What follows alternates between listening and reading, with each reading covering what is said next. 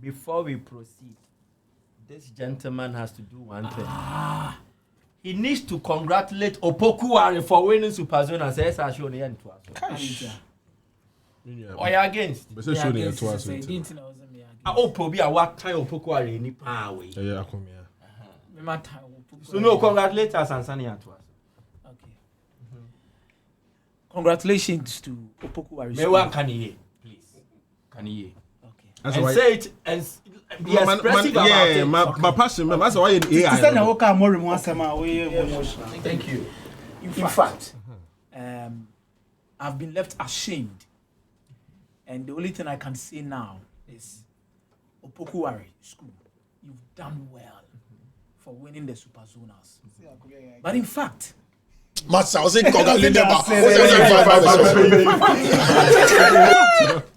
But in fact, I know you are really pained about the Milo finals that you lost to Okes. You still have tears in your eyes. Yeah, eyes. But today, I'm here to tell you, cheer up. Cheer. Cheer up. Cheer up. Cheer up. Because you are the best athletic school in the whole of Ashanti region for the boys division. Congregation. Congregation. I can. Okay, so from the school to everybody, Okatechi, that is Super Zonas. This is one better policy. Katechi for your team. And here's your contact card. Your contact card is St. John's for GNC from the St. John's Old Boys. I saw you about no Rebecca. Okay. On our intro, no. Show no host. Okay, Atibo, sorry. On our host. Okay, you are the host. And the cry Rebecca sa 2 pair. It was there for Aquaba. So we are back from another weekend where a lot of action took place in the various football events, and we are here to dissect, look into everything that transpired. League no Arsenal Beje, Anna Omo NJ. We'll review the London Derby, fallout from the game, the whole discussions around refereeing controversies and all that. Plus, there is Barcelona Real Madrid. Bantabi was Spain. Barca won. Lamine Yamal back the hat trick. And so we'll be discussing it. Where's where? Just say, you like, yes,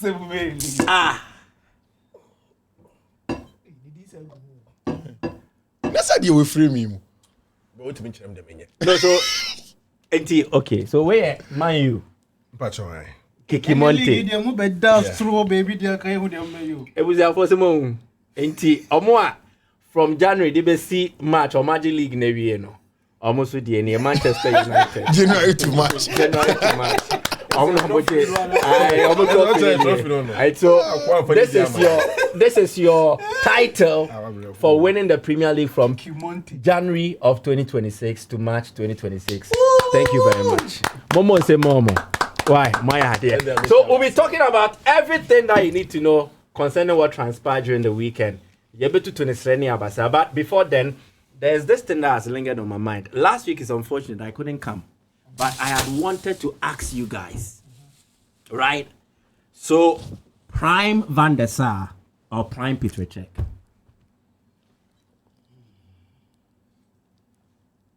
Prime Vander Sar or Prime Cech? Just choose one to be your goalkeeper. Who's Prime Vander Sar, Prime Cech? Who would you go for? Prime Vander Sar. Prime Vander Sar. Yeah. Why? Hey. Cobra. I'm going. Prime Vander Sar. Prime Cech. Yeah. Mama sang. I'll give you a moment to brood over it. Fiifi. Prime Cech. Dela. Obvious choice, Cech. Akomeah. So breakdown. You start the breakdown. Why Cech or I see I'm coming. And because and agenda be a agenda. So why Cech? Off the top of my head, he has made some huge records in the Premier League. Himself and what's the name? John Terry. And the Chelsea team that considered least goals ever in the Premier League. Yeah. I think I saw John Terry do an interview and he said that there was even one game that Peter Cech Peter Cech was in, so Peter Cech's record is actually 14 goals, not the 15 that they consider. One of them, Peter Cech, wasn't there. I mean, Kudichin that was imposed. So I mean, it tells you, how much of a great goalkeeper that he was, and he was as consistent as Edwin Vander Sar. He won the Champions League.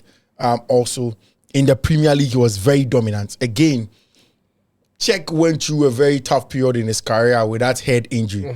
But even after that, he was still very, very top.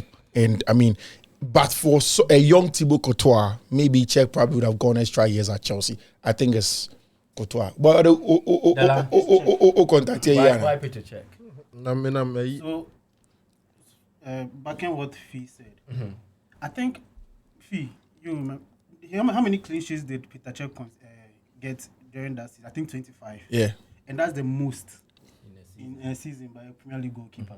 He was part of a backline that considered the fewest amount of goals. You can't take that away from him. Okay, I think Peter Cech has done enough to be in the conversations for all-time Premier League keeper of all time. I think that in itself is enough. And at the twilight of his career as well, he wasn't at the peak of his prowess. But when he moved to Arsenal too, he got the Golden Glove in his first season. People forget that. Okay. With 16 clean sheets. Peter Cech any day. Peter Cech. Yeah. Akomeah. I think there are two things to describe him: longevity and class. I think he's absolutely top goalkeeper. At the top level, it's not easy to have a goalkeeper who keeps the same form, the same standard for a number of years. And even when he was actually growing, he was even getting better. Okay. Vander Sar literally came to the limelight, I think, when he joined Manchester United at that age. During his days with, I think, Fulham or so, he was performing well, but I think all the glasses came on him when he joined Manchester United and everyone was looking at him. For he did his part, I will say that. But I think they be a kind of Krubi or Krubi to us. Yeah. I think he did his best, but Peter Cech was there.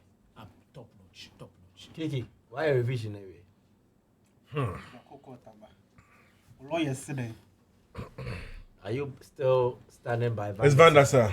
Okay, why? Didn't tell Vander Sar near simple. He literally held one of the greatest side when it comes to Manchester United. Manchester United, we always say it's not a team, it's a religion. A team are pressure and they are mad. So for you to be in the post, I remember someone, I think Ferdinand also, said something, that one of the most important positions at Manchester United is a goalkeeper and a striker. Because there's a lot of pressure about us.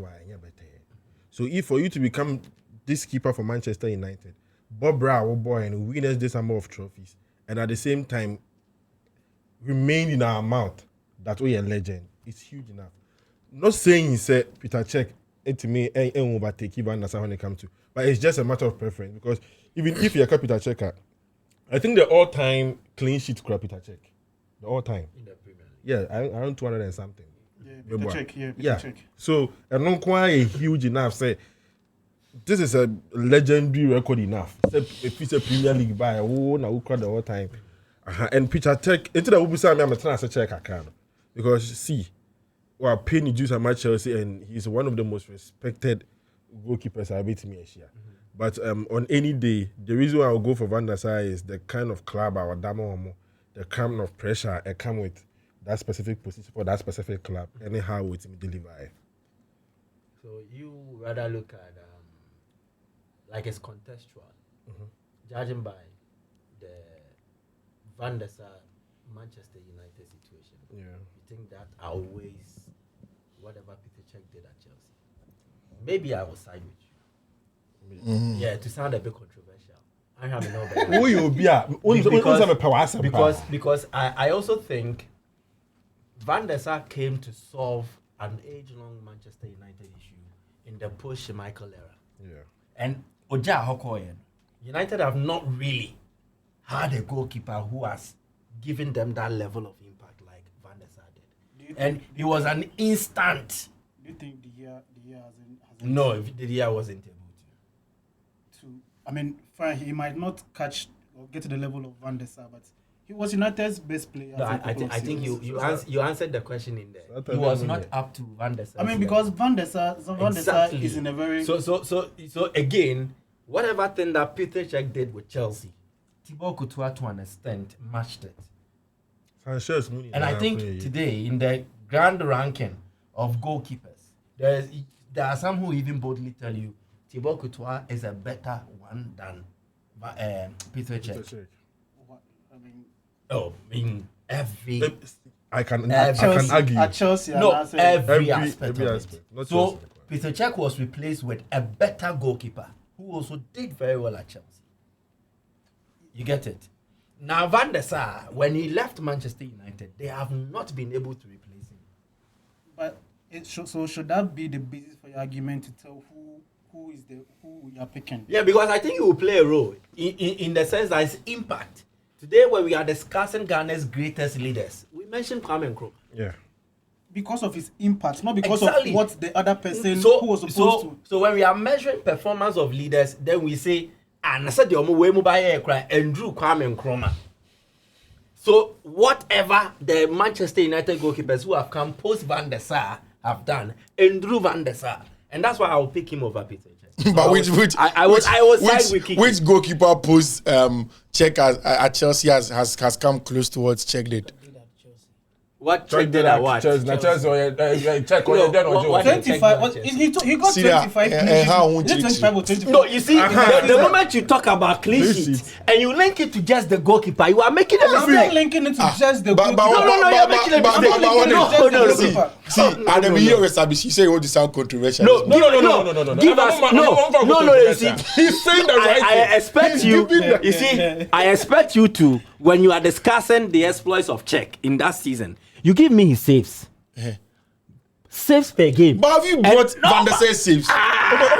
You said what he did at Manchester United. I said, No, no. but now they didn't Okay, have- in what year would you argue that this is Van der Sar's best year, like his prime, his peak? In which season will you argue that Every this season was- for Van der Sar was a peak season for him. See. Again, 2007, 2008. 2007, When United 2008. won the double. You see, Peter Cech did not even win a double with Chelsea. Van der Sar, due to his defensive prowess. How can you tell me that? Oh. The number of I the clean can't sheets check is so. not down to the goalkeeper. But the double win is the goalkeeper's prowess. No, 2007. No, I'm sorry. Kiki. 2007. Remember, 2007. When did Premier League? Manchester United. When did Champions League? Manchester United. Exactly, it's a double. And who was in the goalpost? No, who was in the goalpost? Who was in the goalpost? Van der Sar. Please, let's move on. Let's start the discussion. You see, Your argument has four flats. That's four flats. We are leaving it for viewers to Okay. decide. Prime Peter Cech or Prime Van der Sar. 2007, They decide. 2008. You've not mentioned a year that you can say this If is it's only Van der Sar. year, No, but Yeah. which year was Peter Cech's year? 2004, 2005. By doing what? Clean sheet. Not just clean sheet. What? Do what? Least goals conceded and all. Least goals considered. No, don't call it no defense. Now there will be Defense or no? How many times has Van der Sar been in PFA team? The Kiki in the spirit, Nasha Michael. How many times What do you mean? has And how many times did Peter Cech And make the the spirit PFA around team? Michael Street. 2007, 2008, 2009, 2009, 2010, 2011, 2012. Remember, mommy, and yes, how? Van der Sar. Van der Sar was in the PFA No, of you the see, year 3 times. the moment- Peter Cech was there many times. The moment I'm you sure what I was choose, saying. and again, so the PFA baba ya, Me check it. again, maybe. Come on, it's not even a competition. How many? Euro Championship team of the tournament. He did. Now I was PFA PFA. My PFA PFA. was PFA Euro. team of the year, boy. PFA wakom bebre. How many? Say. Peter Cech go to pe. Charlie. And Van der Sar was there 3 times. Yes. No, 2 was here. That was Me here. say more person breaking it down. See that? How many times did Peter Cech win the best goalkeeper of the year? And then it's no, in the Premier League. In the Premier League. Best European keeper. Peter Cech 2005, 2007, 2008, 2012. Look at the span. In Europe. In Europe, 2005.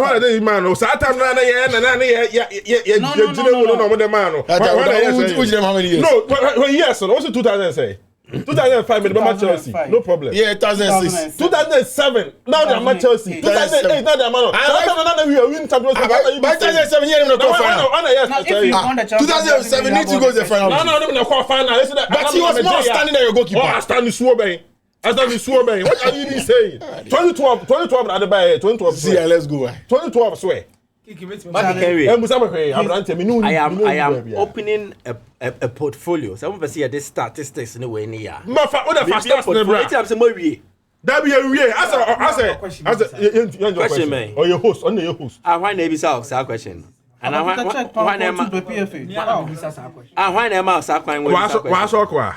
Oh yeah, because I thought about Golden Globe. No, but you let's leave it to the viewers. But let's start the discussions. So Peter Cech over Vander Sar. Yeah, I think impact. Vander Sar has been an irreplaceable feature in the Manchester United. Yeah. More replacing. More replacing or more replacing. So do you tell me that if you are making a Premier League all-time top 11, first 11 Premier League all-time, you pick Vander Sar? No era. No, Premier League I all-time. No, all-time. I would. Now all-time. What about Peter Cech? Now Peter Cech will them. I'll pick Peter All time Cech. Michael. All-time Peter Cech will them. What was Michael? So that. Yeah, can't require the trouble, but my what's tracing? Please. What are you even saying? Who? And that doesn't pose. Now, I don't know to check now. When it comes to some you should. I always see trouble. That's why I choose Michael. That's why we choose Michael. Okay. I don't want to trouble me. Well, I did trouble Nibi. That's not two. No, Now two. You know one. Would have been one. Why did trouble? But I tear for. Why did trouble? I did all league channel. You see, whose agenda for we have agenda falling flat. We have asked. One agenda we will never fall. But let's get to the discussion. So we have asked a lot of questions of Arsenal, and they've provided the answers. I think we got one during the weekend when they defeated Chelsea in the London Derby. How much of a role does this play in the general conversation about title race? Who do I start with? C. Okay.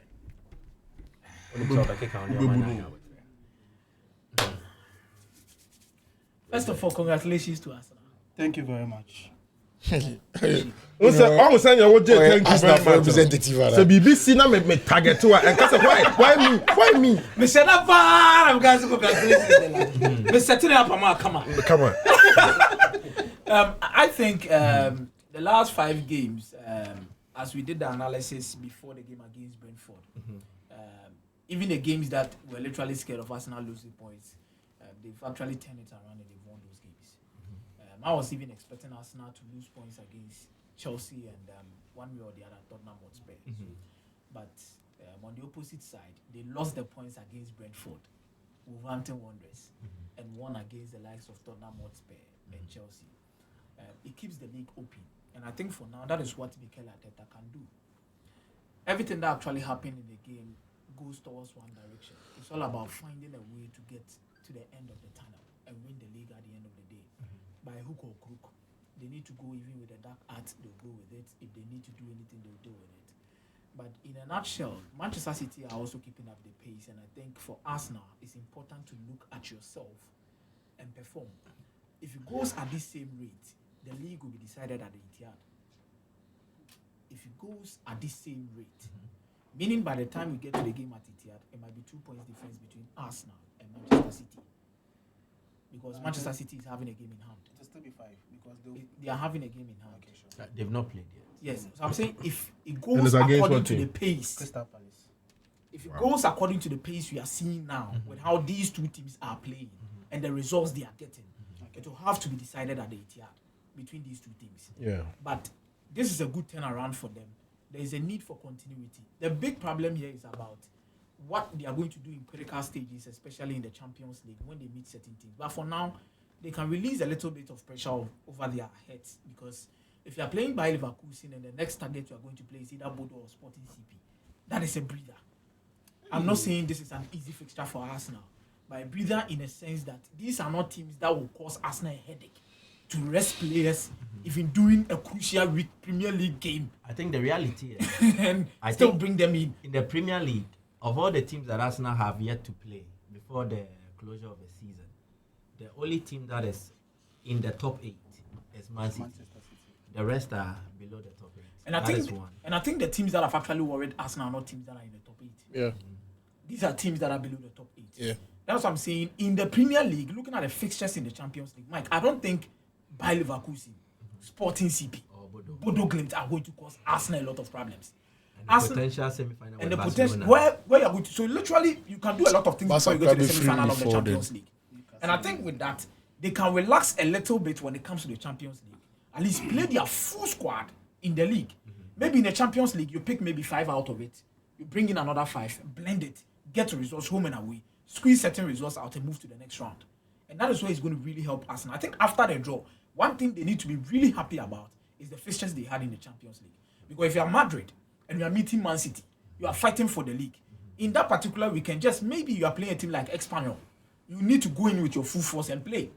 Now you come to the Champions League, you need to use your full players to come and play that game too. And if you're not careful, fatigue is going to catch up.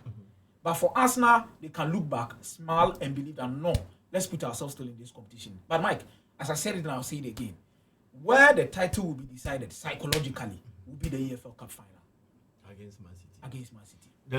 Still a lot of questions over around Arsenal and their credibility as potential Premier League winners. I don't know. But what does this win do for Arteta? One thing, Mike. Sorry. I go to be what? Akomeah na mebo ni No, offend our coach.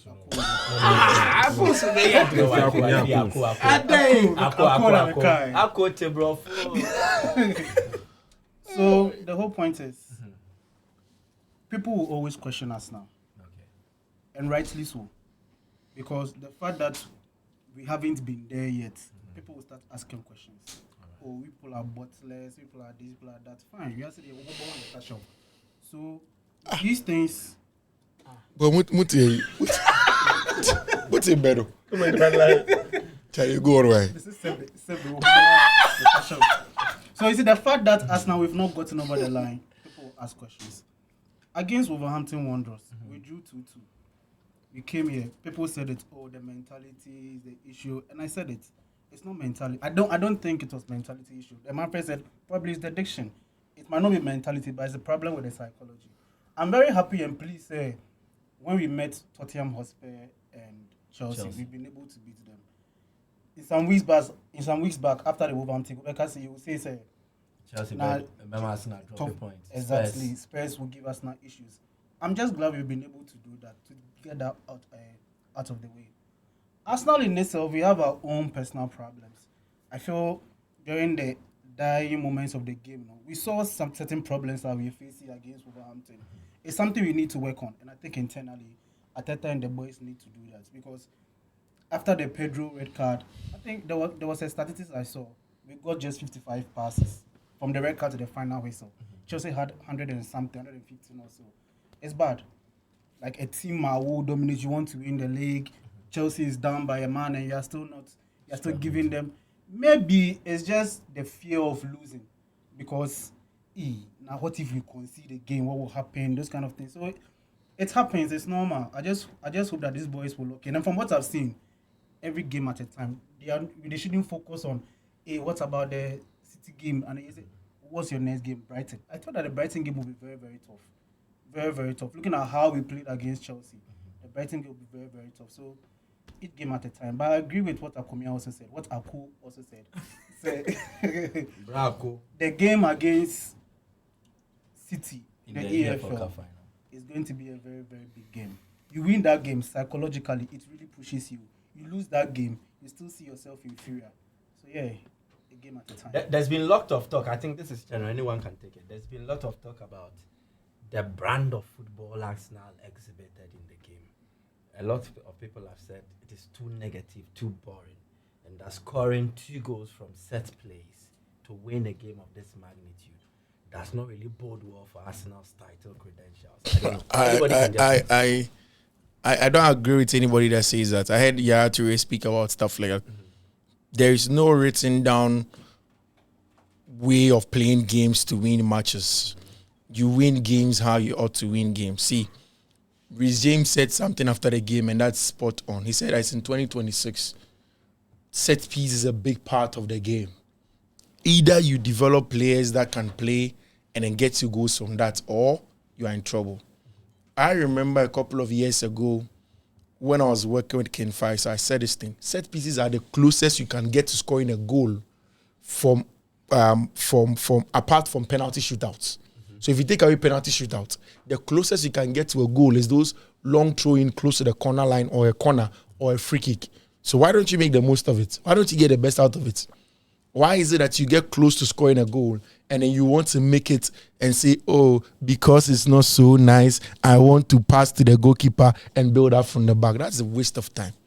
You take advantage of the situations that are in the game. I don't have any problem at all whatsoever in scoring from there. Everybody takes advantage of their strength. When City were playing with high and wide wingers that were taking players on 1v1, nobody said that why is it that they are not scoring with midfielders? It doesn't matter. Do what you have to do to get the results. So far as it's within the rules, there are no problems at all whatsoever. Tomorrow, when Arsenal win the league, nobody will remember the set piece that they used to play during the week. Nobody will remember that they scored 16 goals from set piece or more or less. What they remember is that Arsenal won the league. Tomorrow, if Arsenal lose the league, nobody will say that, oh, you played a lot of set pieces, so if you didn't win the league, then it's down to set. Nobody cares about that. They'll say you were not good enough. So how do Arsenal exploit their players? This is a team that employed a set piece manager. They learned all of these things from Brentford. Before that, Brentford were averaging the most set piece in the English Premier League. When Nicolas Hove came in, and as according to the Athletic today, there is a set piece goal bonus for Nicolas Hove in his contract. If Arsenal score from set. When Arsenal went on that winter break 2 seasons ago in Dubai, according to Nicolas Hove, Declan Rice was not taking their corner kicks for them. He said he looked at Declan's leg, looked like how he stands, and he felt that with their in-swingers, he's the better placed person. I mean, ideally, you want Declan in the box. But when I start playing free kicks in certain parties, Declan, who is there, work has gone into it and you're reaping it. If you are a team, you work on it. Teams like Manchester United, Liverpool, Chelsea are scoring from. Liverpool scored West Ham United 5 goals to whatever. They scored 3 set pieces. Yeah. Their coach said he can't watch the English Premier League. You should stop and go and watch the Eredivisie. It's not about that. It's about winning. It's competitive. That is why you use this minutest of advantages to your advantage. The least upper hand you have, you need to use it. That is why even things like how you have personalities that whether complain or don't complain for fouls and what have you are important. They win you games. You can't come and sit down and say that set pieces or whatever, they influence a lot of things. It is because of, I've said it several times, I don't think Josep Guardiola would have brought on Gianluigi Donnarumma ever.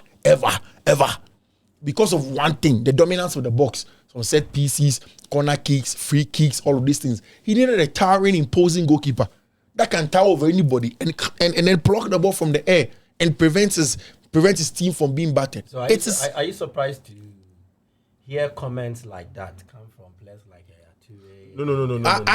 I am not surprised because Yaya Toure's football education is from that. He's from Masek Mimosa, went to Football Club Barcelona, played at Manchester City under Pep. What he knows is to play tiki-taka and nice football. That is Yaya Toure's modus operandi.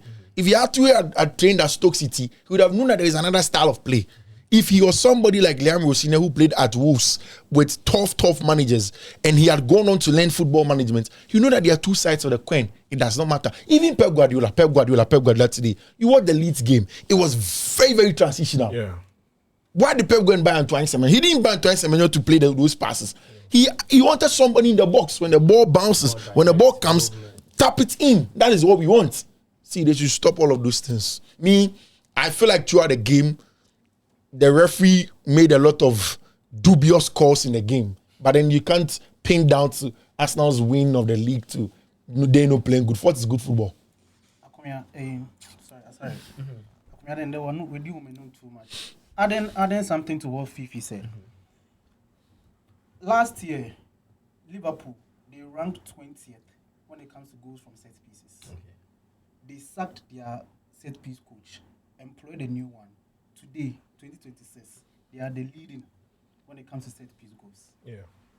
The Premier League in itself has become tougher. Let nobody lie you.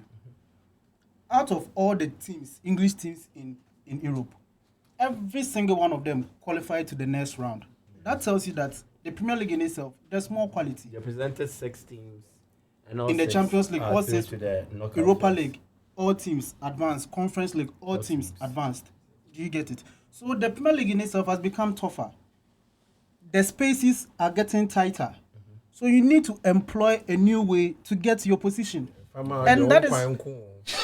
In essence, you are saying the competitive levels of the Premier League means that teams will now need to be more innovative in finding ways to have an upper hand over your closest rival. Very good, and also to maximize the strength of the strength of your players. Like Fiifi said, the coach saw Declan Rice, looked at his posture, looked at everything, and said, I'll let you be a free kick taker. When Declan came at first, he wasn't the one doing it. Yeah, it was Saka. And if we have, it was Saka, sometimes Odegaard. Yeah.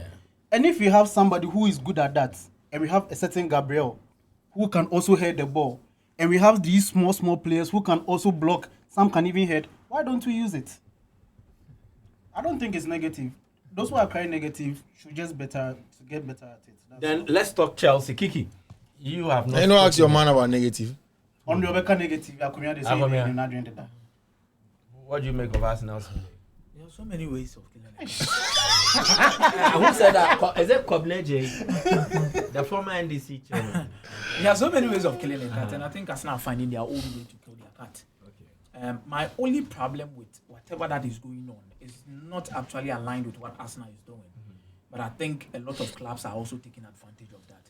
I think for the corner routines and throwing routines and a lot of things in the Premier League, it's becoming excessively aggressive in certain instances of the game, which I believe they're pushing the pool. It takes away, and I'm not speaking to only one team. Akomeah, I get I'm speaking to let you. I'm speaking to a general consensus in the league, which to me, I feel like even when you are playing Brentford and there is a throwing, there's a lot of shirt pulling, there's a lot of hand pulling. And some of these things, not somebody can say, Samre, no. Ebuni bese ase adia o de titu o fi. Arsenal number 1. Over for Sam Hado, o de akwa montiam na akogu ni mase. So for the Premier League, I think in the long term, there are certain things that also multimedia infringement. Na ensasomu na. All those no. They've actually brought a rule like that because Arsenal was scoring corners, and we've changed that. They didn't bring it because of Arsenal was scoring. No, I don't want to make this about Arsenal. I know you're not making it about Arsenal. As a comment, Brentford. Well, you said it. That 2026, the one who is leading the goal scorer when it comes to set pieces, Liverpool. Yes. Fiifi kind. The last match, first half, 3 goals. Manchester United, see, almost you there. So Chelsea, you against Chelsea also scores corners. No. I mean United, no Chelsea, but the case in point is Arsenal's win over Chelsea and the comments that have been passed. And even within that game that you are talking about, you look at what Chelsea did. Proud to their goal, the kind of things they did in the box. I've seen certain videos and certain pictures that Enzo Fernandez watch it Gabriel. So why you not referencing? And I've also seen videos Arsenal players and what is the issue with that? And I think for the Premier League in this image, especially with how our Omobo is city, what does it do? Not there be a corner kick. No be obia chichiro Brentford to throw. You see, me can't say Mike Manu see Mike Manu. Maybe I'm going to say, "Adia, what the best chance will fear the better tone." Me, in the long term, to me personally, I feel like it will get to a time. You be movies had the way they are called European tournaments. You be called. Then in the Champions League and co, in a crucial semi-final or final game, Obako ye better penalty. Then no shall see. Oh, ana mo de mutrimu den. Ana mo de UEFA. It is not good. One can't say the referees and the boy here Premier League. That is a general consensus I have. When it comes to clubs, the world league in Nima, a true corner kick, this year Bobia from. I'm coming. I want to understand how wrong that is. It is wrong. How? Because it's wrong. Would do with the boy and yes, but that one is a foul. In which instance? So what are the laid out set piece routines? What should teams do during set pieces? See. There shouldn't be pushing. See, and a clear example is the Tottenham guy. No, the black guy. Kolomwani. Yeah, Jeff Howe. Oh, Jeff Howe. They say, "What you say? You twice PPA, and you okay?" What I'm saying is that so it means that there's a. You ask the question. Let me answer you. It's a different instance. Kolomwani's case.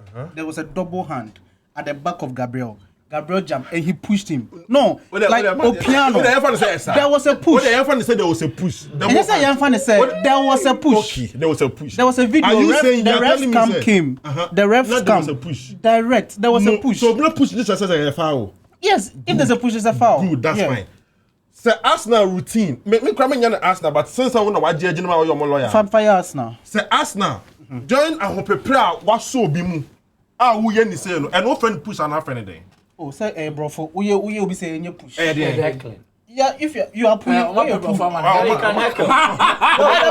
Heckling is also foul. That's a heckler foul. Pull your foul. So pull your foul. This guy Cunha. So say you push. I'm coming. Then you pull. So who is supposed to correct wrongs? Referee. Who is supposed to correct? So Michael, you see. So it is not an Arsenal problem. No, they are not saying Akomeah is an Arsenal problem. What he's saying is that the Premier League is allowing certain things to go on, and again, it is about the inuniformity or ununiformity of the rules and its application. Because if you go and Maxime Lecroix touches the shoulder of Cunha, and you think that's a penalty, leaves him just before he enters the box, leaves him. In fact, it looks so funny, and you give that as a penalty, and the next moment, somebody has literally locked his hand around the player, preventing him from jumping, and you say that's not a penalty. What are you then we don't know what you are doing. So speak to officiating. That's what he said. That's what he said. No, the conversation is how Amusiba corner and Omubeji.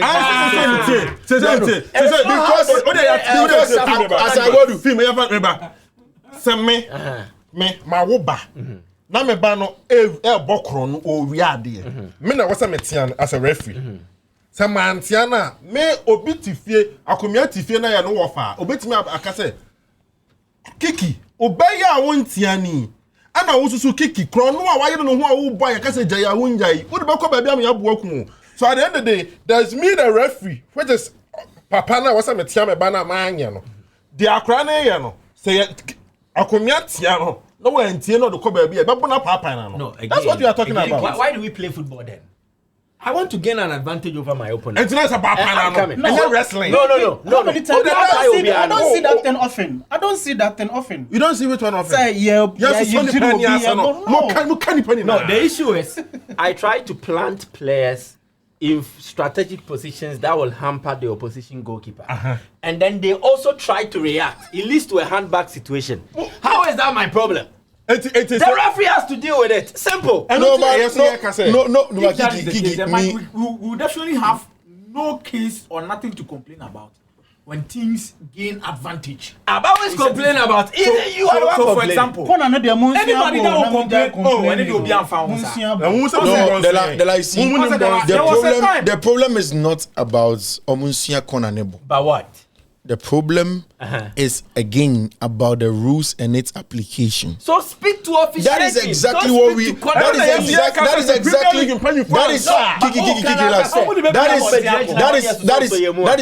what we are speaking to. Speak to it. The rules isn't applied in just one aspect of the game. Corner kicks are very critical. Today, you and I are agreeing that corner kicks are so important that every team should learn how to play. Yeah. Right? So it means that it's an important part of the game today. Exactly. Akomeah said advantage. The phrase should be undue advantage. Where undue means? Exactly, that's what I'm coming to. If somebody jumps again and your hand is around him, locked.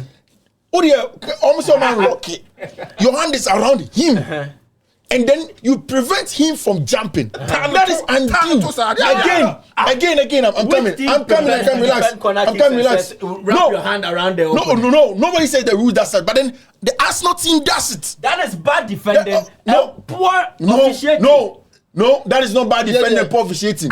That is a team. If you look at defenders to wrap their arms around, but that's not players do it every time. They have the image. The boys can put the image on. They put and that's what we're talking about. That's what we're talking about. I can give you. What do you mean by every time? Arsenal do it every game that they play. And every time. I don't care. No, down there. Arsenal do it almost every game that they play. Arsenal do it almost every game that they play. Manfred, it's not true. What do you mean by it's not true? It is true. You do it all.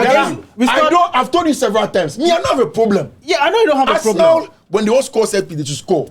I'm saying it today. Impeding of goalkeepers. Arsenal started it. No, It's not true.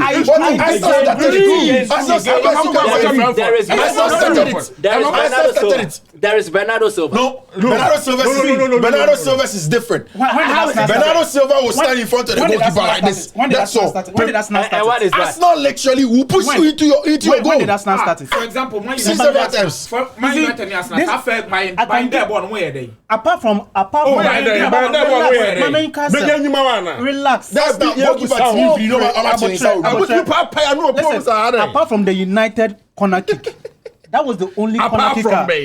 Players, no, they surrounded Mukipa. Binder. Apart from that, against Burnley. You can lie. Yeah, boy, no be ahead there, but Gabriel ahead there, but not get correct. Are you saying that? Against that's the only corner kick guys have played this season? No, there are lots of corner kick that you guys have been playing. We've had corner kicks. Leeds United. Now look at Leeds United. I told you earlier on. Arsenal can win the league without admitting there's nothing wrong. So far as the referees are not taking, it's not Arsenal's fault. I disagree with you saying that Arsenal started. Arsenal do that grappling. I mean, I was talking to Kenny. Arsenal do that grappling. No, let me finish. Arsenal do that grappling every time. You see, okay, you say it's not true. There's something psychological about this. Can I get it? No, I'll show you. Kiki, relax. I'll show you. Yeah. See, I think that there's something psychological about where Arsenal is as a club, and I get it. Arsenal is a club that's been bullied over the years. In the past 10 years, they were bullied in London. People would come, Marcus Rashford would score and he would dance on the turf. When Mikel Arteta came into the club, there was an intentional ploy for them to rise up in terms of their psychology and psyche. So let's be dominant. Today, you go on every social media handle. The Arsenal fans are calling Gabriel Magalhaes and William Saliba beasts. Yeah. They are beasts. They are doing it. Why? These are people who have been bullied all their lives. And they've gotten to the point of today, they have the personnel to bully others. There's nothing wrong in football when it comes to bullying. Me, if I'm on the good side, I want to finish. If I'm on the good side, I will not listen to any other thing. What I'm saying is that when Gabriel Magalhaes jumps higher and puts his hand on the shoulder of Joao Pedro and then gets the ball back and Arsenal score, I don't have a problem. But when he becomes look at that image. And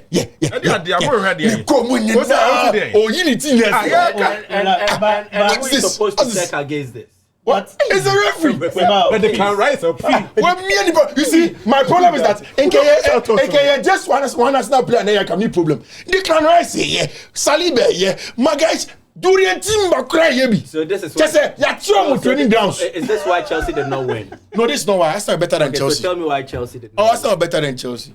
Chelsea could have beaten Arsenal in 10 years. You they added at that time 10 more years. So what are the evidence struggles in this Chelsea team when they come up against Arsenal? What is actually the problem? I think we talk about the whole Chelsea red card. Chelsea have not had a settled team in a long time. And Arsenal have been growing. It coincides also with the time Mikel Arteta came in.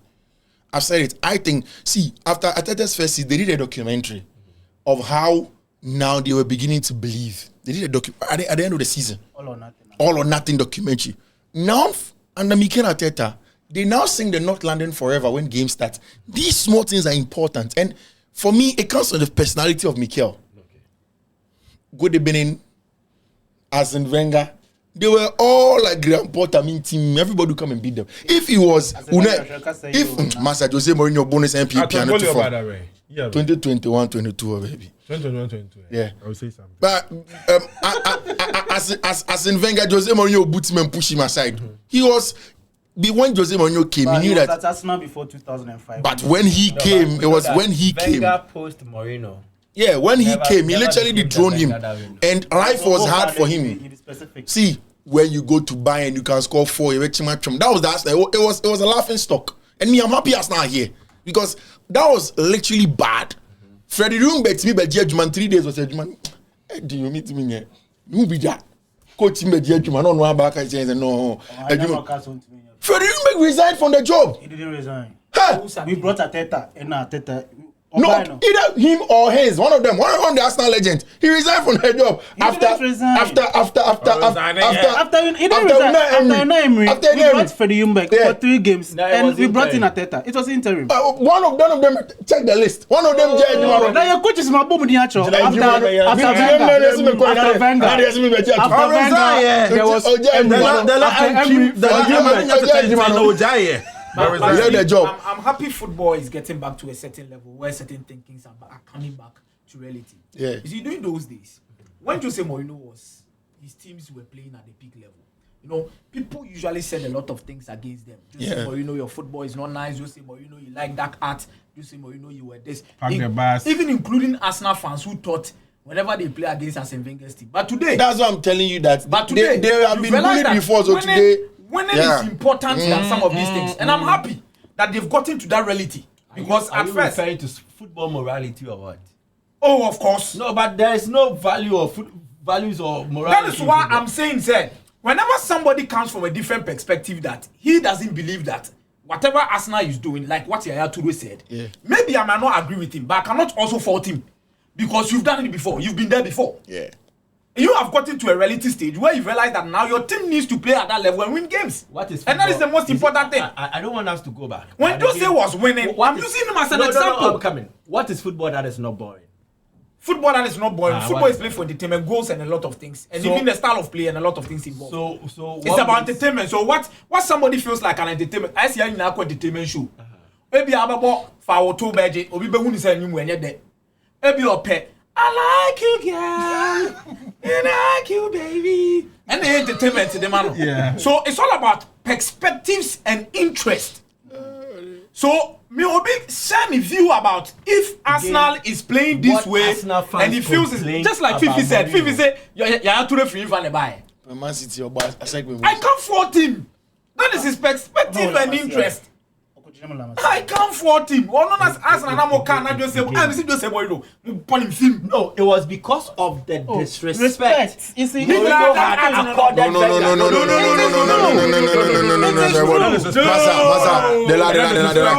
Don't go there. No problem. Jose Mourinho has always been chastised. He was even called anti-football. What are you saying today? What are you saying today? Yes, you cannot have an issue. But like you see, I keep on telling you that Arsenal don't need to change the narrative to win the league. You can win the league. It's right. Win the league. It's a different conversation about what he's saying. Conversation, no problem. I don't want us to go back. On the day, Arsenal were better. Arsenal were just too better. See, I felt that before the game.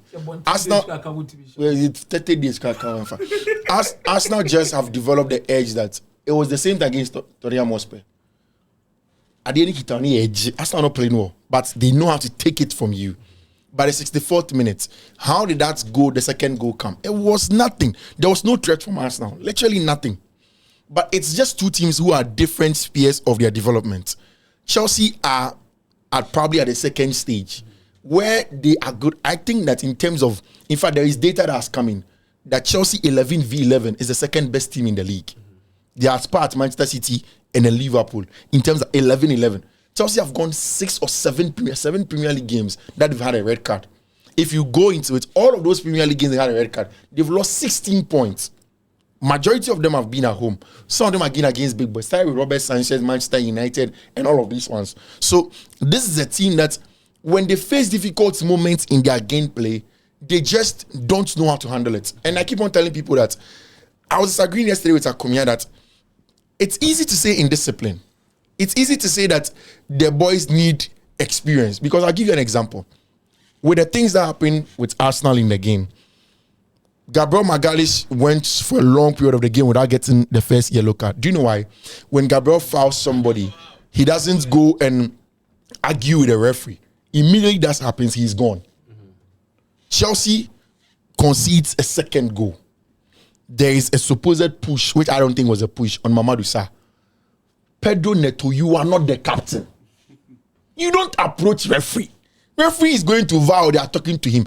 He has even told the captains to go back. If you look at the footage, I don't know if the guys can get the footage for us. He is going towards the referee.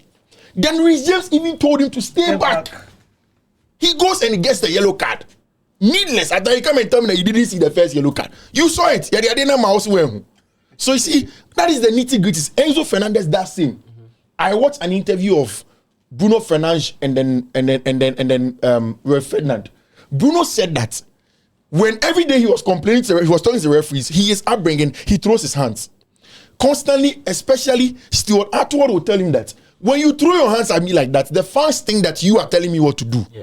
So if you throw your hands, you will take a yellow card. He didn't understand. It took almost 3 seasons.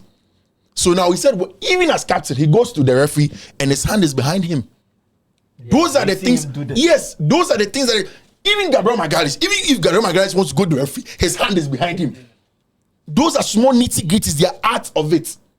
Last week, when Chelsea got a red card versus Burnley, they said, oh, Liam Rossignol should have taken him off. I said, I've seen a lot of centre-backs yellow card in the second minute. Yeah, you man free. And even as coach, time Ben actually was a time where the player the yellow card is so uniform. Yeah. At that time, Chelsea had total control of the game. You are pressing, you are counter pressing, you are pressing, you are counter pressing. Time Ben uniform. So what's the issue?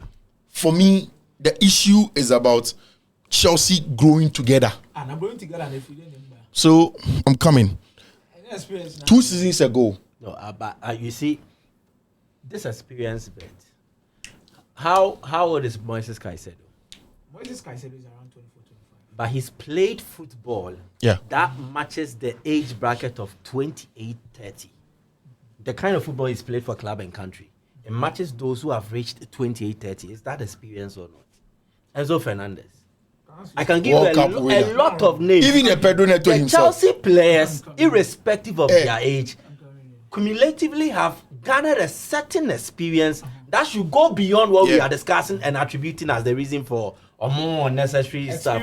Experience doesn't only come with numbers. But he has also mentioned Moises Caicedo's games that he has played. Coming in.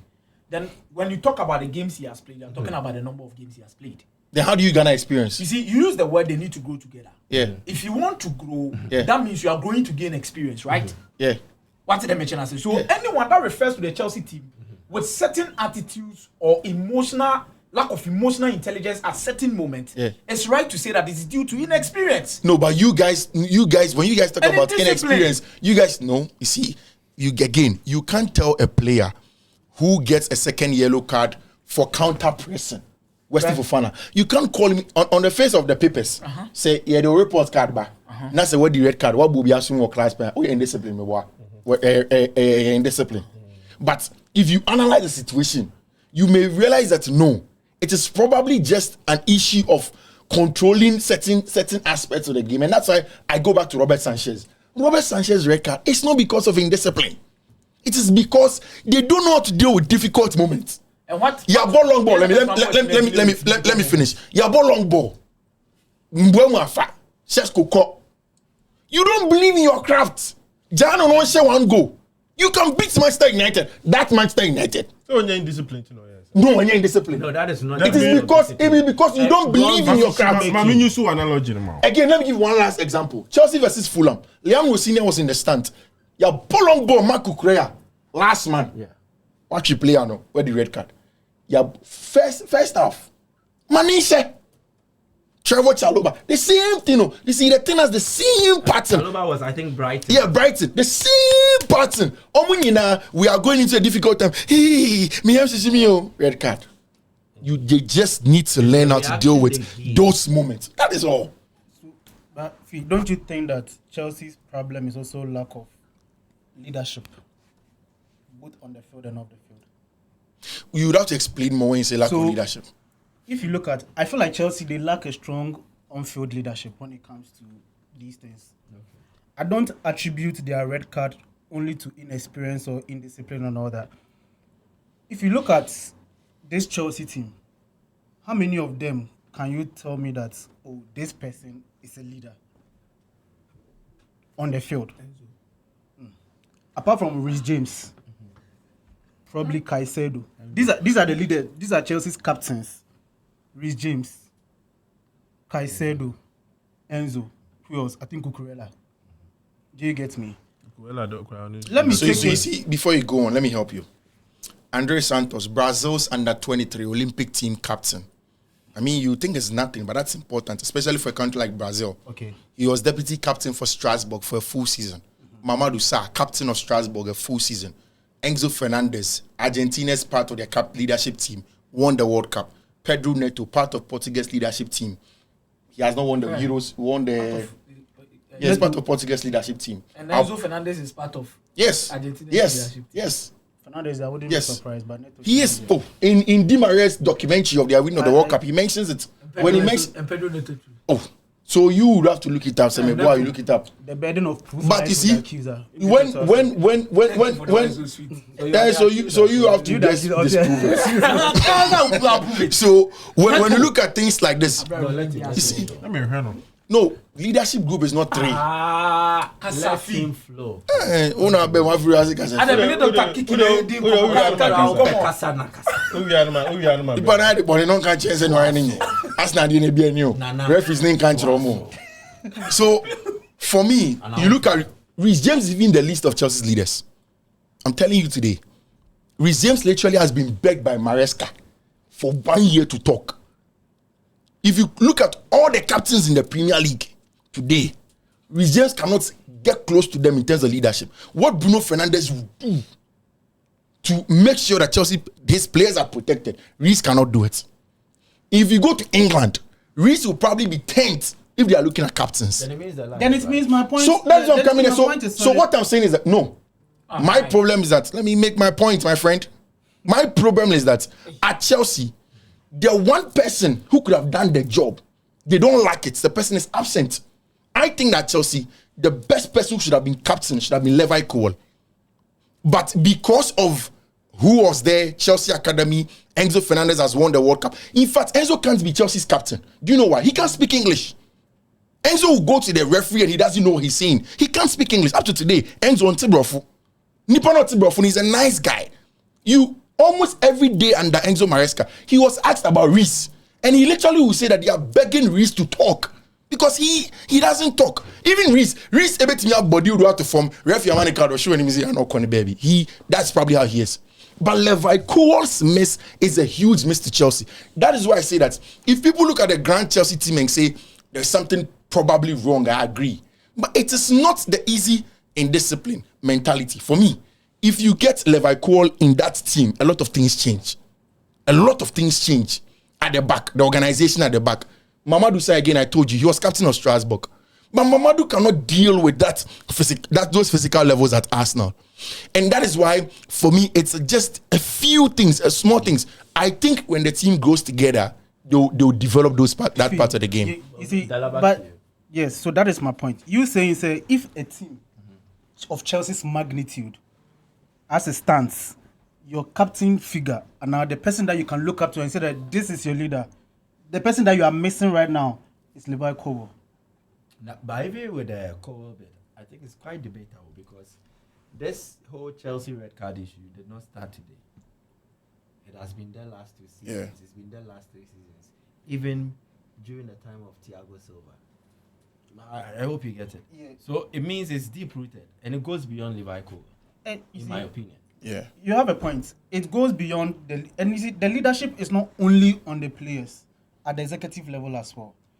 If there's constant change, if there's constant transition, there's tactical shifts. Psychologically, there's a change. Like managerial shift, there's a change. It creates uncertainty. Uncertainty can create some imbalance in the players, psychological shift. They wouldn't, like always, there's a new coach coming, there's a new shift, there's a change in this, there's a change in that. And these are young players who are playing with high intensity. How do they react emotionally to that? Do you understand my point? So yes, so level. It being with Manfred being saying that it's not just players, it's a cultural impact at the high level as well. Those changes from the top there also affects the team. Of course, that is why anytime I hear people who speak about Chelsea's problems, I say anytime that anybody speaks of it and doesn't take into account where the club was at the time, I don't listen to such a person. Honestly, because I personally believe that what Chelsea went through, a lot of the clubs would probably not be existent if they had gone through that. Manchester United's transition post Sir Alex Ferguson wasn't engineered by them. Was engineered by them. Sir Alex Ferguson is going. We know that he will go. We have to start preparing. Arsenal, same. Liverpool, same. Chelsea's no.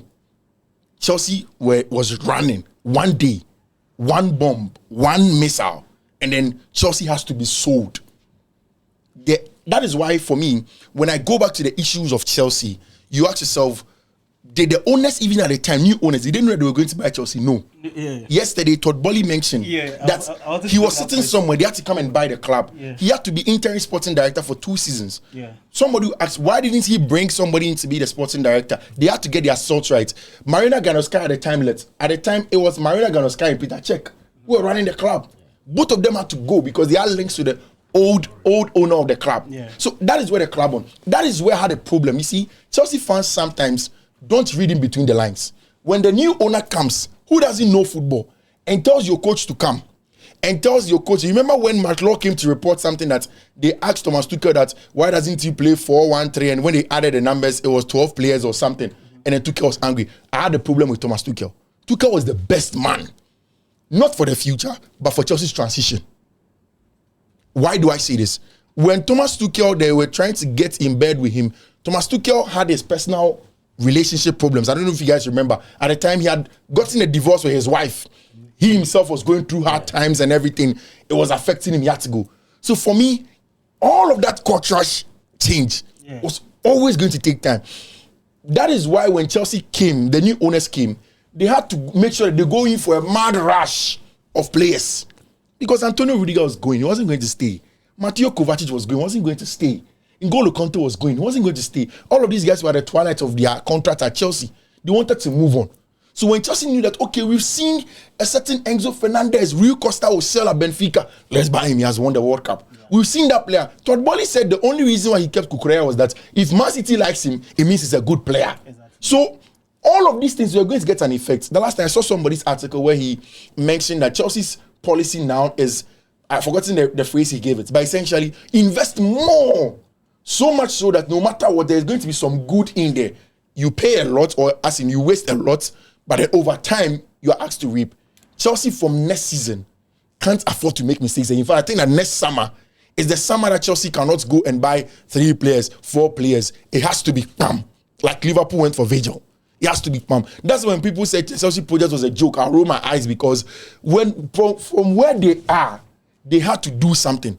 And you had to pay something to get what you wanted. You pay more, you waste money.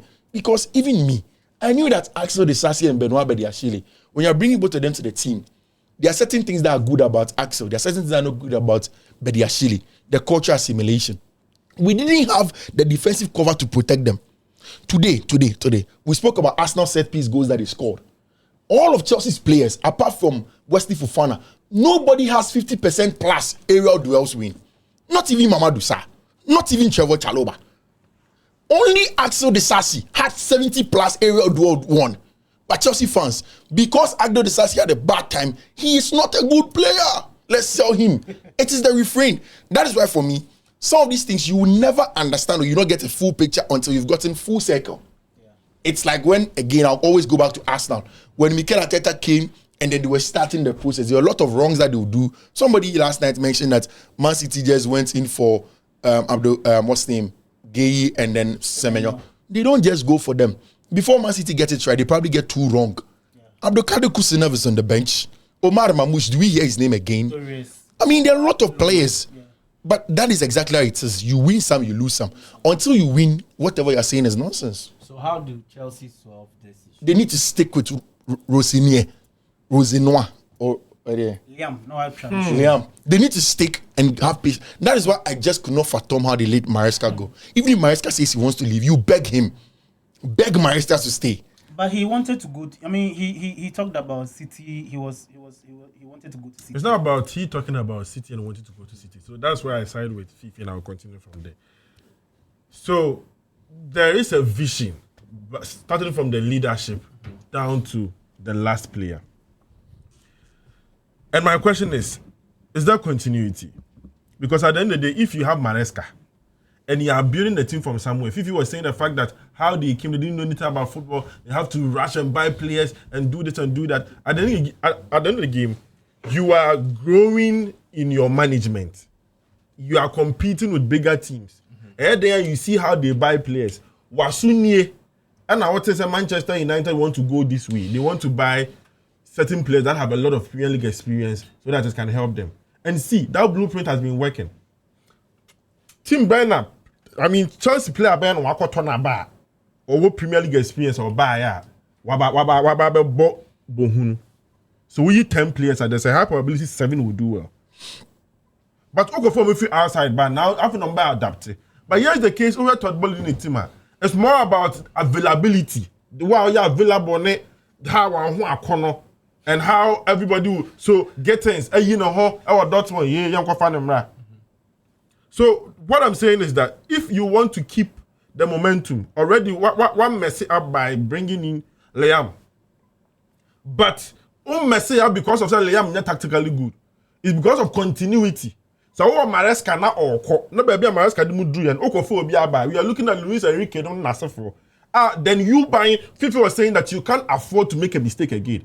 So it means that Okafor be Luis Enrique ba. Over taught the big class players, man, whether Premier League experience or not. I get this point, but it still does not address my question.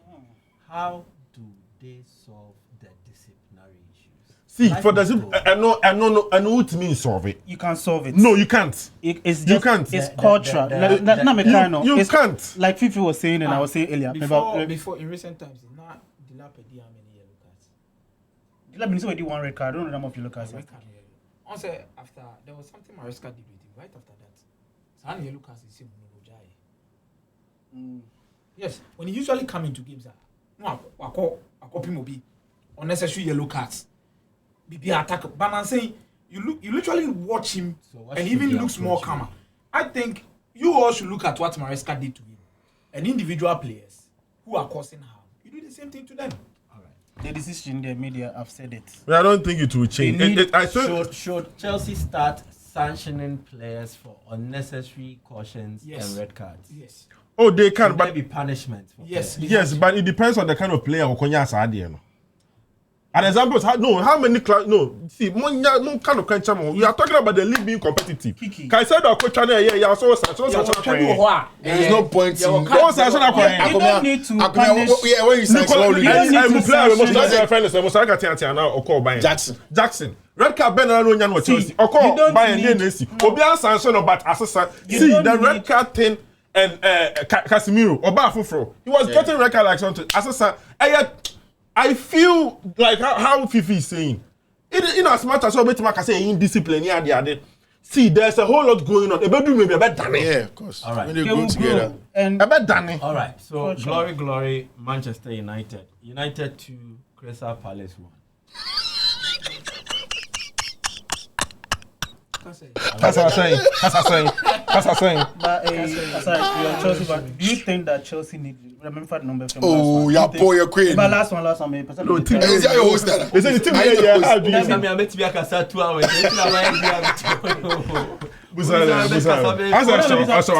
I think generally, like Chelsea is that team. No,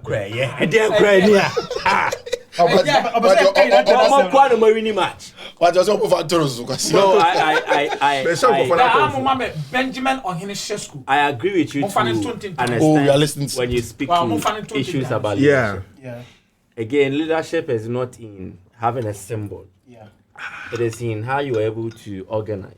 So there are certain elements in the Manchester United team who are not captains, but they are leaders. Casemiro is a leader. You can see that subtly he goes to players, he's trying to influence it. But no, go the red card. No, it's not about the red card. Okay. It's about getting the players to understand what is at stake. What I feel where they are at the moment is actually an issue in the Chelsea team is that they belong to a certain age core group and they think alike. So there is not a deviation from how they think and how they act. But if there was an outlier, then that person will ooze off on only imparting the influence on the rest. That is what Chelsea lack now. And Fiifi mentioned something about the stage they are. I think if Chelsea had brought in someone like maybe a more experienced, a more established player, it would be a bit problematic. And I can cite instances. They need to grow to a certain level. Then you do plug and play. That one you bring in, maybe Osimhen, you plug him in. he's good to go. So you grow with him. Because at that time you had advanced to a certain stage, and then the one who is coming takes you along. But if you bring someone who is far ahead of where they are, there will be So it's complaints, not about that's there what will I'm be saying. issues. If you're They not, want it will multiple be players, like, okay, the best example will be like Gundogan and Barcelona. What did he say about Yeah, he say his team moves and nails, yeah. what did he say about mentality? So if you bring someone who is far advanced, he will see that the practices and then the behavior around is not so accustomed to it. If we want to win, let's do this. And if you are not careful, some of these utterances might be made public and it will end up disorienting the whole thing. So it is a process, it's a stage. But today's football fan is not patient enough. Of course. That is the biggest No, we're trapped issue we over have. 3.5. Today's football fan is not as patient enough to understand the processes. But back to Manchester The United. chess matter, we'll talk about it later because no issues. Kappa. Well, Kawao, they are right. Manchester United. Abramovich. So a 2-1 win over. Me dey judge Peter Kenyon. They be Peter Kenyon. Brighton Akofa. They be Peter Kenyon. Peter Kenyon. And he had a line of doing this. Master Abraham.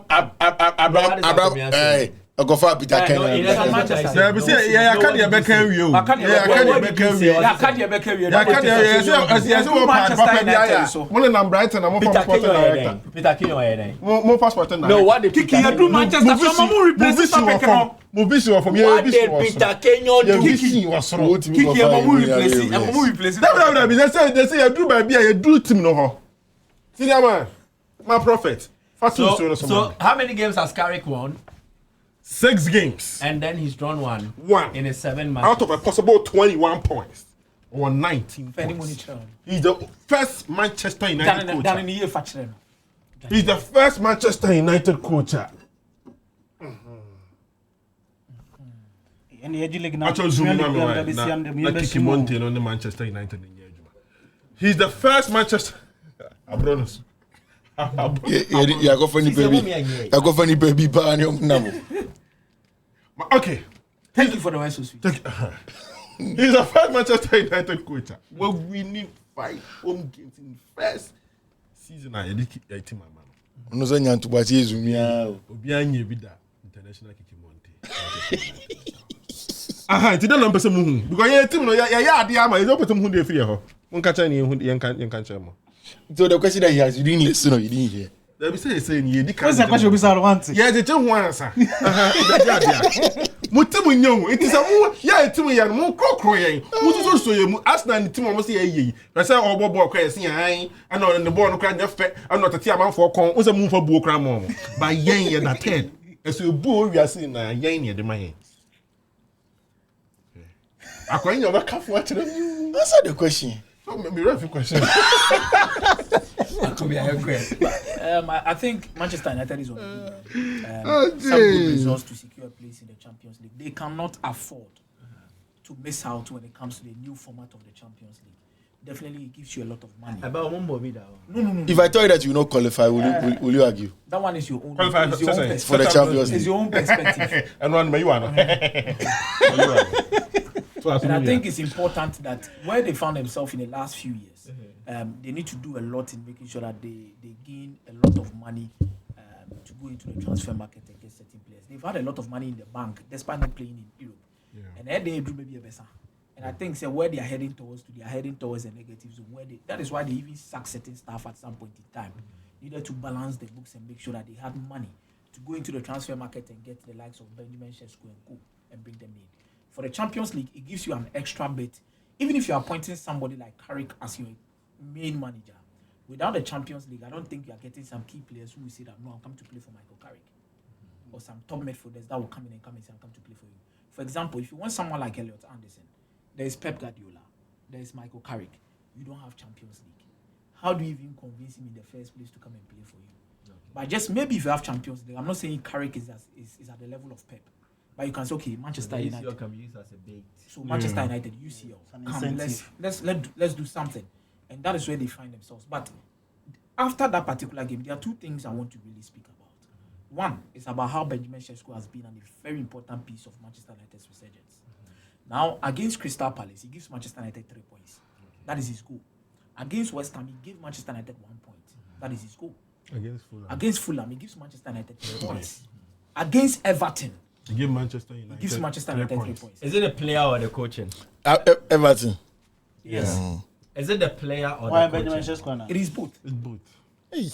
No, you Why can't. Sesko You can't be here and there. Okay, let me say it's the coaching. And Bonnie Dimba Sano, It's yeah, the coaching. It's the coaching. I think Michael Carrick has worked on one, his patience. Number 2, his ability to respond to hard tasks. For example, you are not starting games. You are coming from the bench. Every time you are coming from the bench, the game is a 1-1 or even goalless. There's a need for you or a certain task for you to accomplish. Mentally, how are you ready for it? Okay. Movement. I've seen a lot of changes in his movement and how he's patient in terms of getting into the right zones. And Ruben Amorim, there was a lot of times where he needed to drop back, and whenever Manchester United gets closer to the penalty box, he's far away from the penalty box or a little bit away. This time around, whenever Manchester United are in the build-up phase and they are much more closer to the penalty box, when Benjamin Sesko is within that territory, he's always in the penalty box, waiting for somebody to give him a chance to score. And I think as a striker, these are things that you need to start doing. It's the instinctiveness. He himself even spoke about it, that doing under Amorim, he usually dropped deep, picked up certain balls and tried to create. But under Michael Carrick, you were a centre forward. What matters most is about the number of goals you score at the end of the day. Just go into the box, then watch your movement. And I think Bruno is also helping him. I've seen a lot of games that right after the game, Bruno Fernandes is with him. Even after training, he's with Bruno, asking him questions here and there. Bruno trying to tell him, I'll do this for you. And one perfect example is how Bruno Fernandes picked up that ball against Crystal Palace, looked up once, and played that beautiful cross to Benjamin Sesko. And look at how he attacked it. Absolutely brilliant. He's only going to grow confident in whatever he's doing. But the truth is, he will go on a certain run where he's not going to score. That one there, we should put it at the back of our minds. The form is good now. And to get to a time again, he'll go blank. That is even the likes of Erling Haaland and co, they even go blank in the Premier League. But the difference will be about how you'll be able to grow out of that issue or situation and come back again and start scoring. That is where I want to see him get to. Number 2, Lisandro Martinez continues to be an important piece in this particular Manchester United team. There's something I saw. Kobe Manu is a very good player. Tries to play into the tight spaces, maneuver his way through the press. But I think Lisandro Martinez offers Manchester United a different bit that all the players in the team don't give Manchester United. One, the line-breaking passes. And his ability to play passes over the top of defenses just to cross the borderline. And also press resistant. So against Crystal Palace, there were certain moments I saw Bruno Fernandes drop deep to come and pick up the balls, just to get in the long passes to the wingers. But if you have someone like Lisandro Martinez on the ball, how comfortable he is, Bruno Fernandes wouldn't have any worry to come back again, to come back and play that long passes to the wingers. There's Lisandro who can play it over the top. There's Lisandro who can play one pass to break lines. And there's Lisandro that anyone that tries to press him gives you another issue. So they have a lot of job to do. It is not all that rosy. But I think Carrick is doing the most important thing. And which I always say that Ruben Amorim wasn't smart with that. If you don't have the necessary tools for you to fully implement your style of play, you adapt to what you have. And even Liam even spoke about the same thing about a day ago. When it comes to Chelsea's issue, he said where he is now, he needs to look at it game after game, strategize according to the game, get the results, and maybe in the long term when they are moving forward, they'll get the players for those things. Is different from Amorim's. But for Ruben Amorim's issue, he should understand that Manchester United won't buy you 10 players in the summer. Man United won't buy you 8 players in the summer. So what he needed to do when results were going bad is to just adapt. Charlie, by your mind, you like Amorim too And much. the issue is against Newcastle United. I don't want to see Ghana. Against Newcastle United. First half for adapting the team, second half for Zako 3 back there. That's what I'm saying. He was not smart enough. So at the end of the day, it's still bound down to the fact At the United, that's your man. That man is egoistic in his own way. You get it? Oba for Liam and Amorim is different. Liam buying or not, and the professor and the philosophy seminar by one chance a change changing the whole philosophy. But Amorim buying the kind started with the bet that because of the way I was sporting, it didn't ever find into me head naturally. So what happens with Carrick now? Top 4 chances. I just wanted Top 5. It's a bingo. Bingo. Is that what? It's a bingo. What are the odds that United will miss out on top 4? 2%. Akomeah. 2%. Newcastle's on the horizon this week. When are you guys playing Newcastle? Wednesday. Easy peasy. So my fan can remember. St. James and OT. Na yeah, born akoso mo park crowd masa ya fala. What would I be? See, I have a problem, so I will continue from where I'm in. So I'm alright. So Lisandro Martinez, like he was saying, is an extra super key player to us. The reason is simple. Did you watch the match? The first 15 minutes. Before you can't watch the show. The first 15 minutes. You see, Crystal Palace was pressing us like something, and we couldn't play through the press. I don't know. We bought first 15 minutes now. Yeah, go home. No, you bought 10 now for that was 7. So I didn't know why they stopped pressing. But as soon as they stopped pressing. But Kiki, the thing is that I don't think you guys should be worried about the kind of football you're playing. From now to the end of the season, the next 9 games. Do you know that Crystal Palace has played 43 games? United has played 30 games this season. The most United games United will play. They've played more games. Yeah. The most games United will play this season is 40. But of course, they have more load than you. That's what I'm saying. That United should not care about all of that. What United should care about is winning. Because if you left your body, then go lose to Newcastle. You see, Michael Carrick would have to deal with something he has not dealt with before. In both spells at United managed, he has always been winning. Yeah. No bad spell has ever come before. It should not come this season. If it comes 3 games, 4 games, 5 games, to the end of the season, you are giving Michael Carrick something else to figure out. So United should just grind it. With me, against Everton, I told myself that now United will qualify. Because Bruno Fernandes was dropping 30 meters to come and defend the box. I was like, hey, Charlie, they were putting Sonny Lamere, putting their bodies on this team. Something has happened to them. But if Newcastle drop, Mobile Stamford Bridge, we did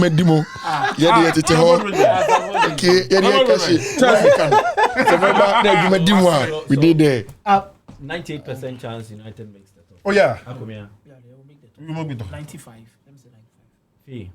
United 62. Here for the memo. 4. Top 5 Nigeria. Arsenal, Man City. 10. Liverpool. Okay.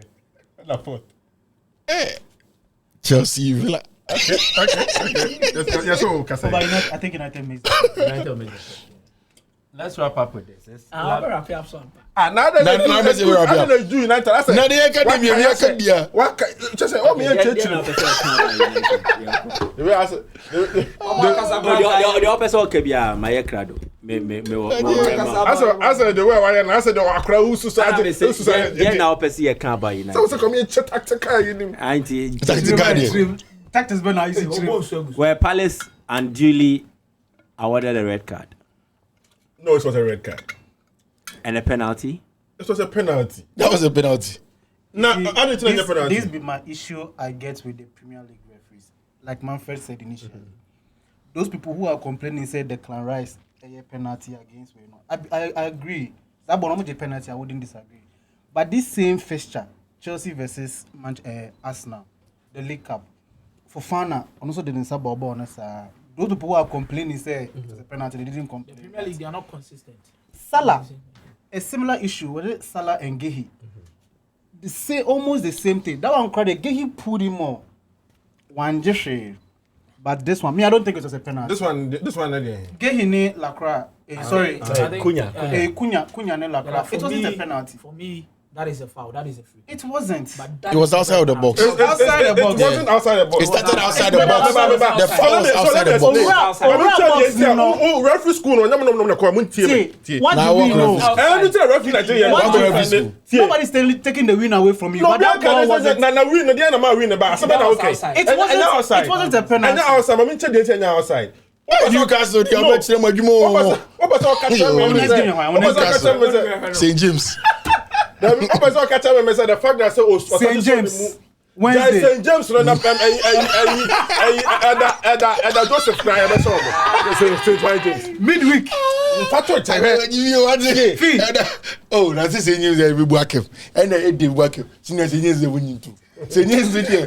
Bruno be come up where they Kiki. Yeah, man, Kasa. Say James be work. Campaign is school. Abaza, say James. Say James. I want the Abaza. Mo ya killers, but me see a killer for. Oh, so I could be not attacker of course. Don't be bomb and Are you done explaining? Oh, my man, Kasa, that is here. Enyanchire mu ya fana yanko. Mrs. St. James obetse. No, let him. Ode. Ase.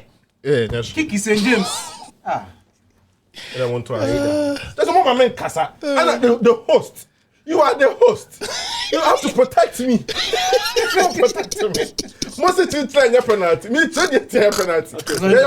So why is it penalty? They can make Gentia or Kasa ya foul and say because of so they can't sue him outside the you mean Kasa ya foul. Also they can't sue him outside. Let me help you here. Why is it not a penalty? The foul started outside, and that's why he committed it. Where did it end? He left him just before he entered the box. Just Before he entered the box, he left him. in a position to judge exactly where he left him. Oh, I think they can pull out the video for us. We saw it. Just before he entered the box. Chale he mo left fa him. penalty video nem bra why. Ni pa ye hu no pack so me asa ko heavy am mo.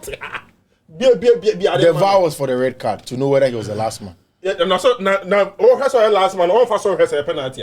Yeah, penalty need even for Nigeria. The penalty had been given already, but let's end with this. Is Lamine Yamal the best 18-year-old to play football? Ever. Yeah. 18-year-old to play football ever. Best 18-year-old to ever play football. The numbers are just so. Oh no.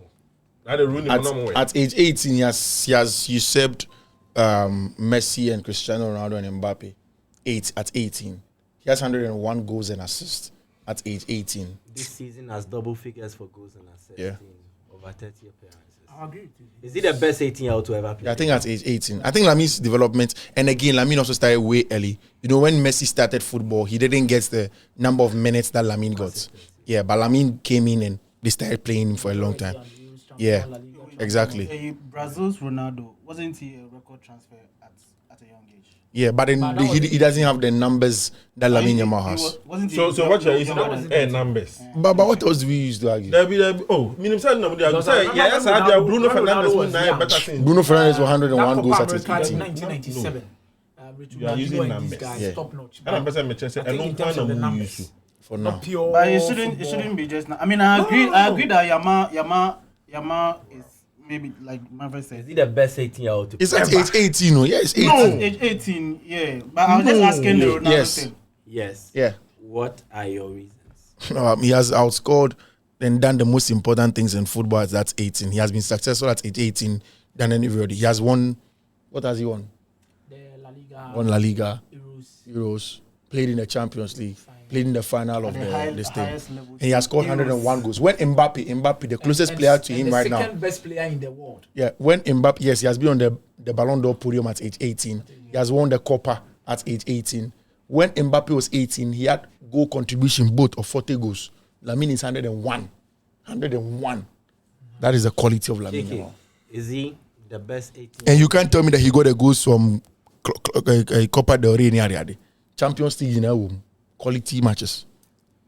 I mean, he's performed at the highest level. Come on, Euros with the national team and with the club. So you can't. Also, we're in running money there.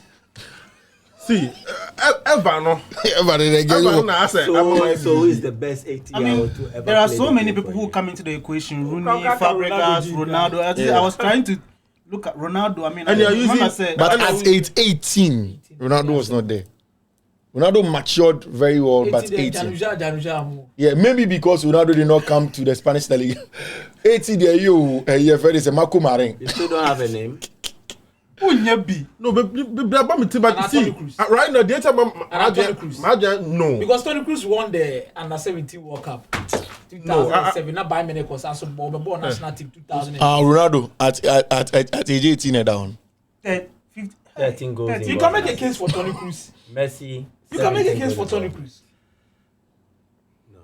I mean, Charlie Yama born or born. Yeah, Yamal has played more. He Akomeah, has do you have been a more. name? He the ball. He the I would ball. have gone for Toni No, Kroos, you but see, the Charlie thing is that- Akomeah now, yeah, no. You take Messi, Ronaldo back then. You mentioned their position. Are they the best player in the world at that position? No. But right now, Lamine Yamal, one of who is the best right winger in the world right now? Sorry, do you have somebody? I don't think anybody beats is there Lamine anybody- Yamal. I I have Godfrey Chitalu, but I'm not sure. Yeah. O fie o so. And Torre Jibril. Tori o da be dey say o Freza. Isaac Soa. Who the players here? What's that? Ebuzia for ya. Champions League matches. Apo what's that? Any Champions League. That be say, Oh, Master, yeah, me don't pass that. That's what this season said. So, Master, yeah, me there. So Yes, maybe a Thursday about we can do that. Charlie will point